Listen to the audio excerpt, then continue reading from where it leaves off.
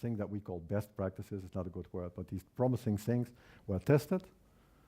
And more than 80 of them were, after the 1 to 3 year period, approved more or less and said, well, this is a good practice, it's feasible, it's effective, and it can be used by the majority of the farmers.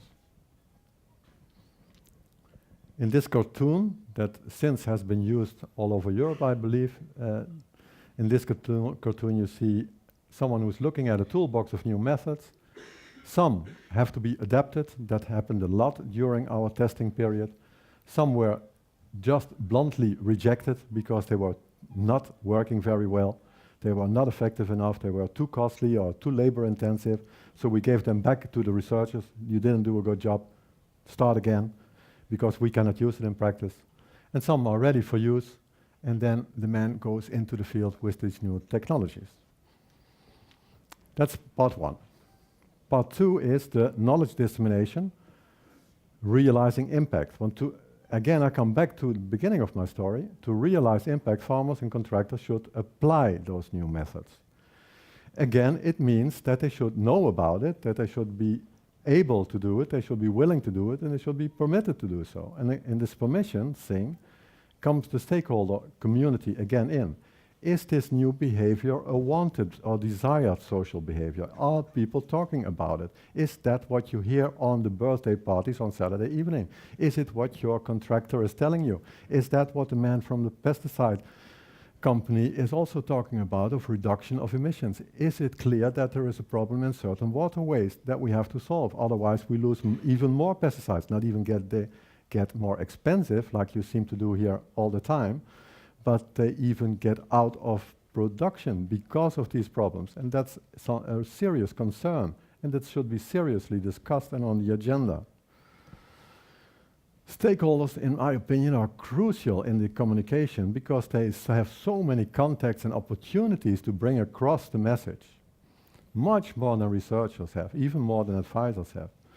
Their contribution puts new knowledge always in a business perspective. If they tell you about it, it's your business relation that tells you about it, not some researcher or some advisor. It's your own trader, your own man that purchases your cereals, that talks to you about this. So I think those stakeholders should show responsible behavior and give an outlook on the direction where to go. And the more convergence, the more they tell the same story all, the more effective communication becomes. That's one of the problems of agriculture. Everyone tells a different story when he comes on your farmyard.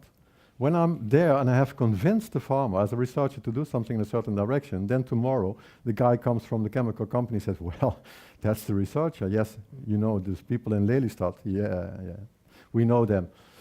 It's all bollocks, so you should really spray. So that's not really productive in this context, that we should solve our problems and not be the victim of our problems. So communication, in our opinion, should only be done in this thing together with stakeholders. And that was very difficult also for my team, because also they really wanted as researchers to stand in front, and I always told them, no, you can only organize something if it's together with a stakeholder in the context of his meetings and his dialogue and opportunities. So we organized a large amount of varying forms of communication, as you can imagine, all appropriate for the different methods, and yearly some 100 activities, and we reached thousands of farmers with this, all in activities together with varying coalitions of stakeholders. Talking about the third element, the stakeholders themselves. A little bit provocative here, I put in a stakeholder perspective from the point of view of the pesticides, the agrochemicals. You have the producers, they produce it. You have the suppliers, they sell it. The farmers' union, their members use it. The water boards, they have the problems with the quality of the water. The more independent advice organizations, they advise about it. The environmental NGOs, they are all the time active because they want to minimize the impact and the side effects. Then you even have the traders who buy it, the retailers that sell the product, the consumers that buy the product. There are so many people involved in this total network of stakeholders, and this is only about the pesticides, but if you think a little bit broader, the biochemical, the bio agent producers, the mechanical weed control, etc., etc., etc., GPS. There are so many people involved in this agricultural community, in this network. Stakeholder management for us, and I was very glad that we had the opportunity from the government to devote a part of the project to this approach, because we worked in this context of this national agreement, was identifying in all these different sectors and regions in the Netherlands where we worked, who are the more important players, which is the leading trade company, which is the leading advice company, which is the leading, etc., etc. So we invested in a dialogue with them. More than 200 organizations, we built up contacts, and with more than 100 of them, we had a lasting, fairly intensive relation in a number of years.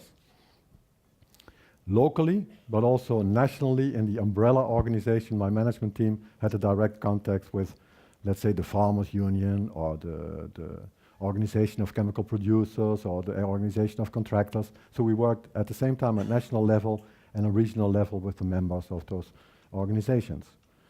And we started always with a dialogue about sustainability. And we said to them more or less bluntly, we are from the party of sustainability. We believe in it. We believe in integrated crop protection.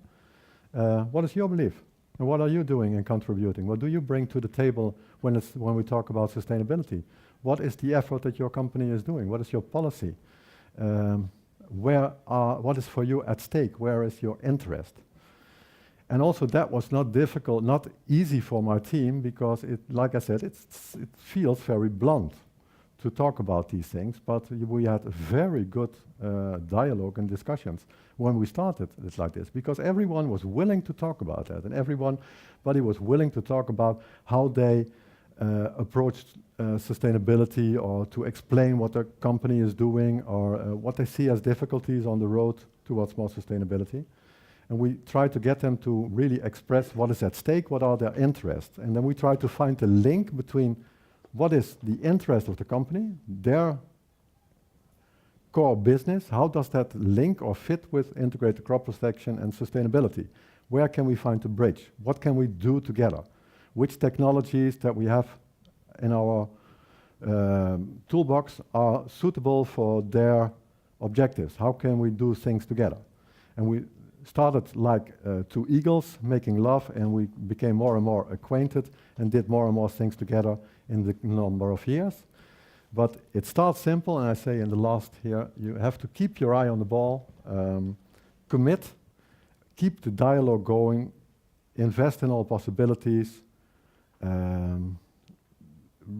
open up the dialogue time and time again, and get them engaged.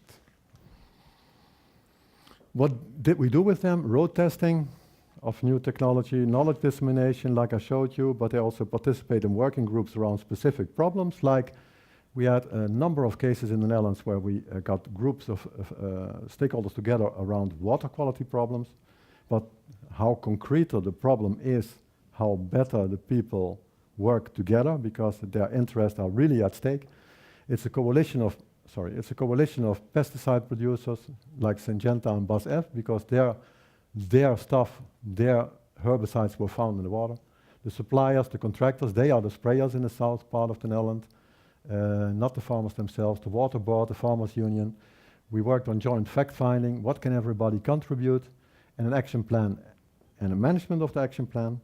And what can everybody contribute is, for instance, contractors were visiting farms together with advisors, talking about where the emission pathways are coming from, what they can do, advice on improvement of the situation. There were publications in farmers' journals, there were evenings by the farmers' union about the problem, addressing it for their members. So everyone has his own possibility to contribute to the awareness and putting it on the agenda, what could be done or should be done.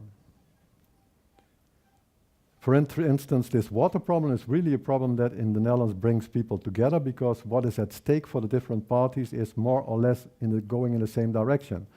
If you look at the water problem, for instance, the water board wants clean surface water and no contamination above well-defined thresholds. It's their concern that they don't want contamination of the water with pesticides. The farmers' organizations don't want to lose the allowance for certain pesticides. Especially in the European legislation, there's a new possibility that what you really find in the surface water can influence the allowance, the approval of the pesticide. And that's a tricky road back. It's not an easy road, but the threat of it is that you lose pesticides when you find them too much in the water. That's not good for the farming community, not good for the opportunities that we have. And farmers' organizations hated to have this negative public perception time and time again. Pesticide traders, they don't want to sell no. They want to sell the product. They don't want to sell not every time less product and a smaller package of product. And the pesticide manufacturers, I was present when one of them said to the contractors, you have to be more careful with my product. Do you really know how much money it costs to develop this? And if you are not really careful with it, the time that I can have to get the money back is really shortened. They have to really address this in this dialogue. They were really talking together. Good thing. So I believe in stakeholder enrollment. Just a statement, more for my sake probably, but stakeholder enrollment is the name of the process in which the stakeholders become more and more problem owners of the change process. An enrolled stakeholder, and I hope that we can reach that in time in the 21st century in all sorts of areas. An enrolled stakeholder has a positive attitude towards the change, in this case the sustainability, necessity for integrated crop protection. He sees a role for his organization and works hard to find feasible ways to contribute. That's our aim. Difficult to achieve. I believe in it. I believe also that this is a way forward in the 21st century. I don't believe that governments can create sustainability in the Western world. It's dependent on the input and the willingness of stakeholders to realize sustainability. The last few slides, the last set of slides is more dealing with the evaluation of the project and some lessons that we learned.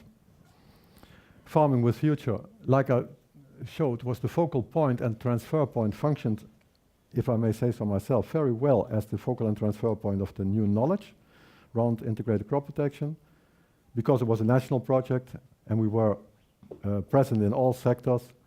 We had sufficient manpower to really have a dialogue with everybody, so they knew us, they know how to find us, they work together with us.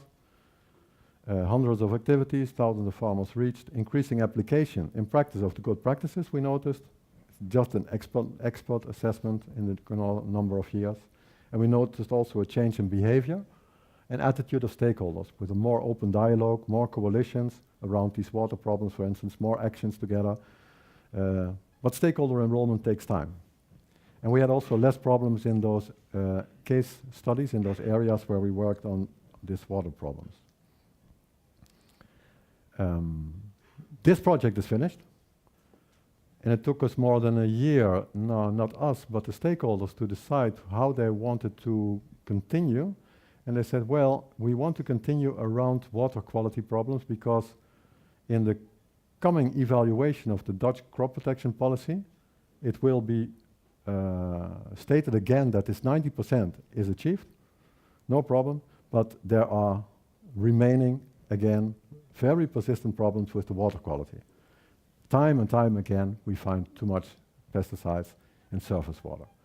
And if you know that only, how do you call it, a very tiny drop of pesticide in 5 kilometers of waterway is sufficient to be above the norm level, it's a really tiny amount, so really it's very difficult to control it in a very open situation. They really want to continue the approach of the stakeholder management of Farming with Future. They asked us to do again a project with them, applying our role of facilitating that they get together and being the oil in the machinery. 5 case studies we are going to do as stepping stones to a national follow-up, and the main question is how to certify, make sure that effective and feasible emission controlling methods are in fact used by farmers and contractors. They want to get away. What's new in the discussion? You know, also in the Danish situation, of course, they want to go away from the free choice. And they say, can we ensure that these effective methods are really applied by the farming community by exploring the possibility to get them into different instruments, like market certification.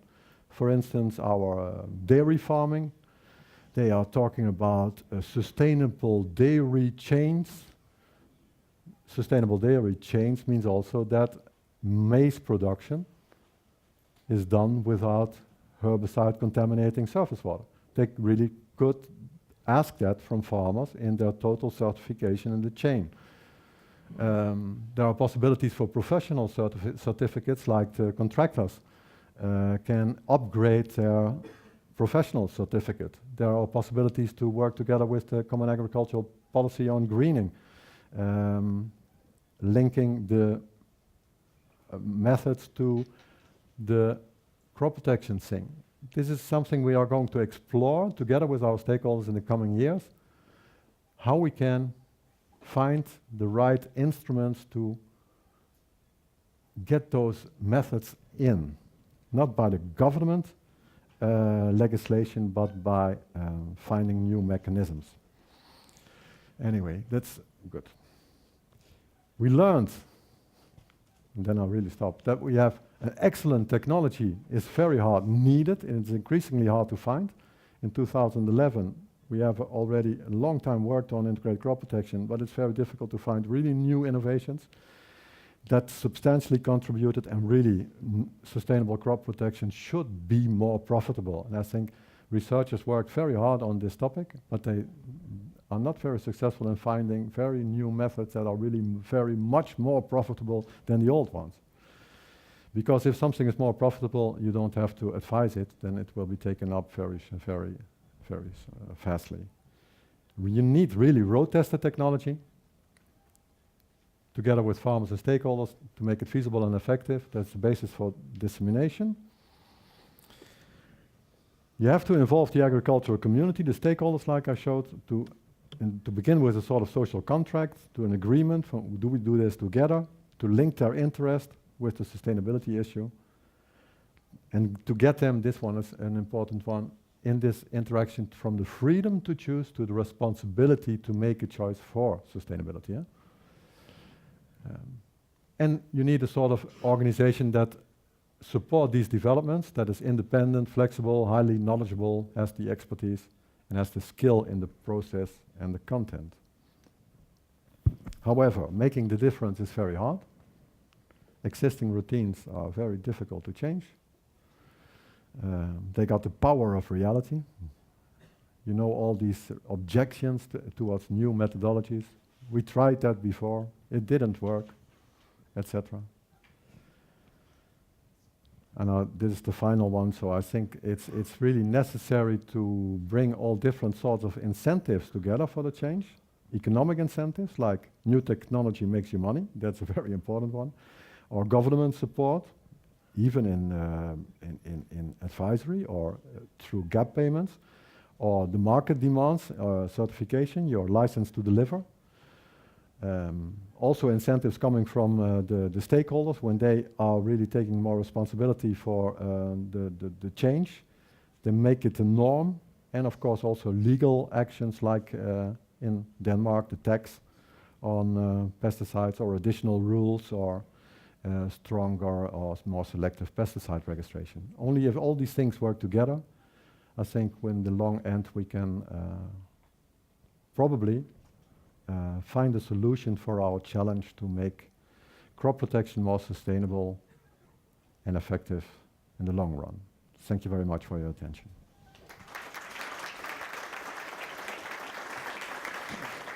Well, thank you very much, Frank, for a very interesting and stimulating talk. I'm Sir Gissen from Danish Agricultural Advisory Service. Frank, this is very impressive, and we have heard this story now. I have heard it a couple of times, and I think if you look at pesticide use itself, it's still relatively high in the Netherlands. Also compared to Denmark, I know you grow different crops, but even for similar crops, pesticide use in the Netherlands is probably still quite a bit higher than in Denmark. But somehow you seem, at least it seems to me, that you have been better at getting acceptance in the non-agricultural part of the society of the pesticide use. Is that the Farming with Future project that deserves the credit for that situation, if you agree? Or are there other factors to it also, in your opinion? That's my first question. And then the second one is, now the Netherlands are obliged also to make a national action plan as part of the Sustainable Use Directive. What do you think will be in that action plan? What targets do you still need to address in the future? Well, first of all, agriculture is more or less big business in the Netherlands. We are exporting country number 3 in the world in agricultural commodities. We are very, very small. We have very intensive agriculture, that's true. Agricultural community has not so much influence anymore, but we are a very liberal country. Things like taxes are absolutely, you cannot speak about that, because it's a level playing field or nothing. Because of this competition in the open world market, and because of the mentality of our government is a mentality that always says market should do the work, we don't regulate. The market should regulate it themselves. Farming with Future and other activities have cost a lot of money, so there was still a high priority in finding new ways in reducing the impact. So I don't think it's really very much accepted, this high use, but what is accepted is that we should solve it more or less together. This approach with the stakeholder, to buy stakeholder in, to get them more involved, that gives a sort of blanket of not outburst of negativity anymore. You know, everyone is happy with this blanket, but under the surface, we still do a lot of work. That's question 1. And question 2 was? What will be the next? What will be in the next? Or more or less the same. According to our government, more or less the same. They say we write down what we already did, and then we have a national action plan. I more or less agree. Because they are already very active in this area, but they will really address and focus on water quality issues. Other questions? Yeah, other questions. There's time for one more at least. Yes? Yes. What are the consumers' approach to all this? What consumers do think about this? Yes. Why are you on your way to totally organic farming? No. We're not Danish. No, organic farming is really not so big. We have this real problem of, we don't understand how you got into 50-60% of all the milk in the supermarket is organic. There's a lot of Dutch milk producers that produce less than 10 to 11,000 kilograms per hectare. And according to our opinion, they are really very easy for them to change into organic farming, but we cannot interest in them. Our Dutch producers even have to buy milk in France now to fulfill the demands of the market. There's a high reluctance to go into organic farming in the Netherlands. I don't know exactly why. But coming back to your question, consumers in the Netherlands, like in Denmark, I suppose, are very much worried by residues of pesticides, by the actions of the NGOs that publishes the amount of residues. And that's the first stepping stone for retailers to demand more of their producers, which is not rational, this residue thing. It's not about health, really. They say that it's about health, but it's from a governmental and a scientific point of view not about health, but it's about more sustainable use. And in the long end, they will ask more, the retailers will ask more effort from their producers. And I see there a possibility for more integrated crop protection. But for the rest, the consumer is not so well informed.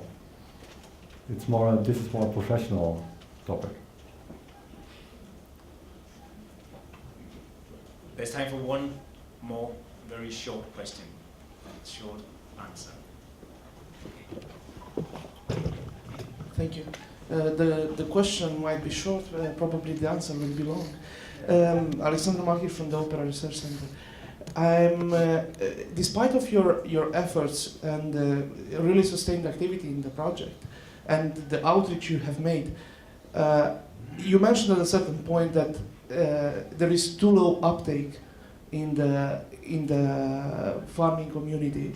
Can you point out what would be the main 2 or 3 reasons for that low uptake? And then there is a corollary or an additional question to the question. Was it the objectives in the National Action Plan? Were they